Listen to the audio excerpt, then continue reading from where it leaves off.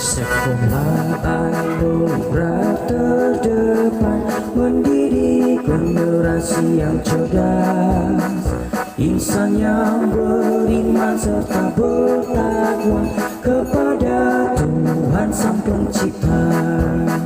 Sekolah anugerah terdepan bersatu melayani bersama, membangun insan mandiri berprestasi, raihlah masa depan gemilang. Untuk berprestasi, wujudkan kasih pada sesama, latih dirimu, disiplin, amalkan nilai Pancasila.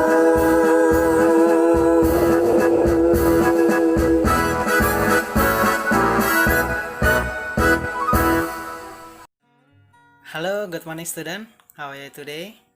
Nah, Mister berharap bahwa kalian tetap semangat belajar dan jangan pernah bosan ya untuk senantiasa belajar walaupun secara via online. Oke, untuk hari ini kita akan melanjutkan materi kita. Alangkah baiknya kita akan berdoa. Mari kita ambil sewaktu sikap untuk berdoa. 1, 2, 3. Terima kasih Tuhan untuk hari ini.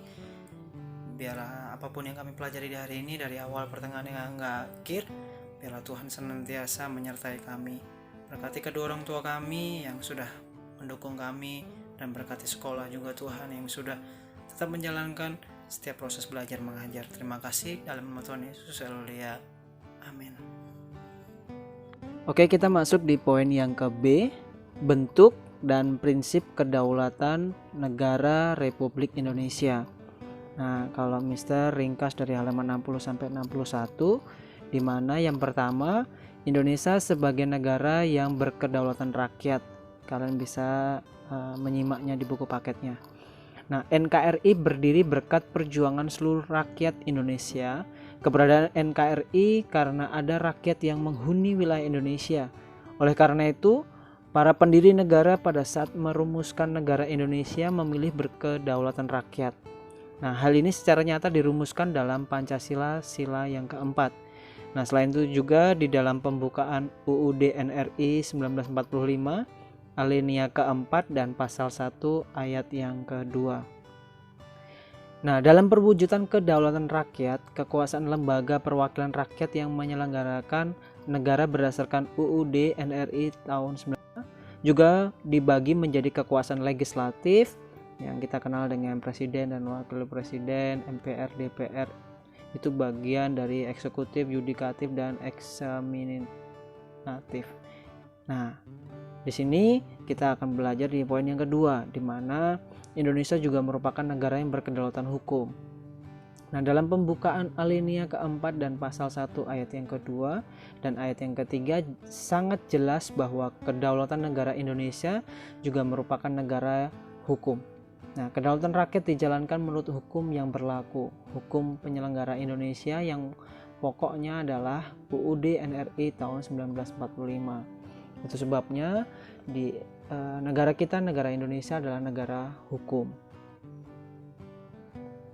Nah, di sini kita akan bisa melihat bagaimana di pasal 1 ayat 3 dinyatakan bahwa negara Indonesia adalah negara hukum.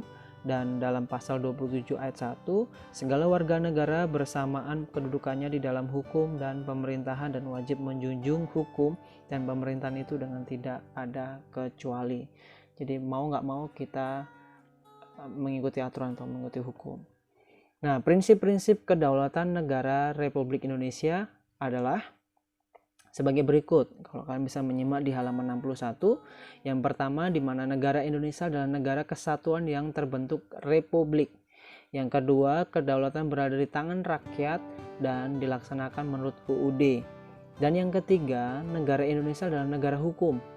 Dan yang keempat, presiden tidak dapat membekukan atau membubarkan DPR. Dan yang kelima, menteri-menteri diangkat dan diberhentikan oleh presiden. Dan yang keenam, MPR hanya dapat memberhentikan presiden atau wakil presiden dalam masa jabatannya menurut UUD. Nah, kalau kalian tahu di dalam sejarah dari presiden pertama sampai kita Pak Jokowi, salah satu MPR di mana memberhentikan presiden, yaitu pas waktu zamannya Bapak Gus Dur. Pada waktu itu digantikan oleh Megawati. Nah, di situ kita bisa melihat bahwa MPR hanya dapat memberhentikan presiden. Nah, prinsip negara berkedaulatan rakyat memiliki hubungan dengan makna demokrasi, di mana kita tahu bahwa demokrasi itu ada hubungannya erat dengan kata demos dan kratein, atau di mana ada pemerintahannya adalah demokrasi. Nah, di sini kita akan melihat bagaimana beberapa syarat dasar untuk terselenggaranya pemerintahan yang demokratis di bawah rule of law sebagai berikut. Nah, yang pertama, perlindungan konstitusional, dan yang kedua, badan kehakiman yang bebas dan tidak memihak, dan yang ketiga, pemilihan umum yang bebas, yang keempat, kebebasan untuk menyatakan pendapat, yang kelima, kebebasan untuk berserikat dan berorganisasi dan beroposisi atau mengeluarkan pendapat, yang keenam, pendidikan kewarganegaraan. Nah, di mana negara Indonesia adalah negara yang berdasarkan demokrasi Pancasila. Demokrasi Pancasila itu sendiri memiliki makna demokrasi yang dijiwai oleh nilai-nilai Pancasila sebagai kesatuan, di mana nilai ketuhanan, nilai kemanusiaan, nilai persatuan, nilai kerakyatan, dan nilai keadilan sosial. Kita akan perlu tahu bagaimana negara kita adalah negara yang demokrasi. Kalau kalian sejarahnya bahwa Abraham Lincoln juga mengartikan demokrasi sebagai pemerintahan dari rakyat, oleh rakyat, dan untuk rakyat. Nah, itu penting sekali. Nah, kita bisa menyimak atau melihat di halaman 63. Di situ kalian bisa melihat perbandingan demokrasi Pancasila dengan demokrasi liberal dan demokrasi sosial, di mana ada 3 perbandingan dari baik demokrasi Pancasila, demokrasi liberal, dan demokrasi sosial. Kalian bisa melihat tabelnya di situ, di mana salah satunya demokrasi Pancasila pengambilan keputusannya secara musyawarah. Nah, demokrasi liberal beda lagi, pengambilan keputusannya secara voting. Nah, yang terakhir demokrasi sosial, salah satunya pengambilan keputusan berdasarkan kehendak mayoritas, jadi yang terbanyak, biasanya dalam kerajaan dan lain sebagainya. Nah, lanjut, di mana demokrasi Pancasila tidak mengenal adanya diktator mayoritas dan tirani minoritas. Kalau di liberal, keputusan ditentukan oleh kesepakatan individu. Kalau di sosial, atau di mana suara mayoritas kelompok menentukan segalanya. Dan di situ banyak lagi. Agama tidak terpisahkan dari kehidupan bernegara, itu menurut demokrasi Pancasila, dan kalian bisa melihat perbandingannya di halaman 63. Nah, masuk selanjutnya, di mana pemilihan umum itu sebagai sarana perwujudan kedaulatan rakyat dan demokrasi. Dilaksanakan berdasarkan atas asas langsung, umum, bebas, rahasia, jujur, dan adil, atau yang kita kenal dengan sebutan atau singkatan dengan luber jurdil atau luber dan jurdil. Jadi asas langsung, umum, bebas, rahasia, jujur, dan adil. Nah, beberapa hal ini sesuai dengan UUD nomor 7 tahun 2017 tentang pemilihan umum atau pemilu. Nah, kata langsung ini menunjuk kepada pemilihan memberikan suara tanpa perantara. Jadi langsung kita, kalau kalian melihat di waktu menyoblos itu tidak ada lewat perantara, oh bapak saya mewakili saya atau saya mewakili bapak saya, nggak bisa. Jadi langsung aja. Kalau misalnya saya nggak ikut, ya sudah, berarti nggak sah. Jadi cukup papa ya papa, mama mama, atau kita yang saat itu kita memilih. Dan yang kedua, umum. Setiap warga negara berhak memilih dan pilihan asal memenuhi syarat, biasanya 17 tahun ke atas atau yang sudah memiliki KTP.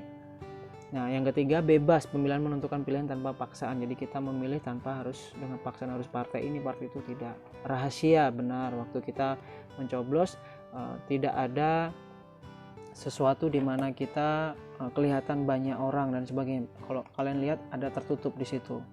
Dan yang selanjutnya, jujur. Nah, jadi dari penyelenggara itu di mana kita aparat pemerintah, pengawas pemilu, pemantau dan sebagainya, semua ikut ambil bagian, jadi tidak ada kecurangan di situ.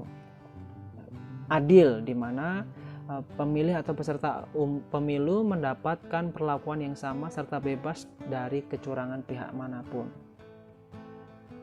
Nah, kita sudah menyelesaikan materi kita pada hari ini. Jika ada pertanyaan, jangan pernah sungkan-sungkan untuk bertanya kepada Mr. secara WA ya. Tadi kita sudah mengawali dengan berdoa, alangkah baiknya kita juga mengakhiri dengan berdoa. Mari kita ambil sikap untuk berdoa. 1, 2, 3. Terima kasih Tuhan, karena Tuhan sudah menyertai kami dari awal, pertengahan hingga akhir. Apapun yang kami pelajari pada hari ini, Tuhan berikan kami kekuatan supaya kami dapat mengaplikasikan dalam setiap kehidupan kami. Terima kasih Tuhan, dalam nama Tuhan Yesus, haleluya. Amin. See you next time. God bless you all.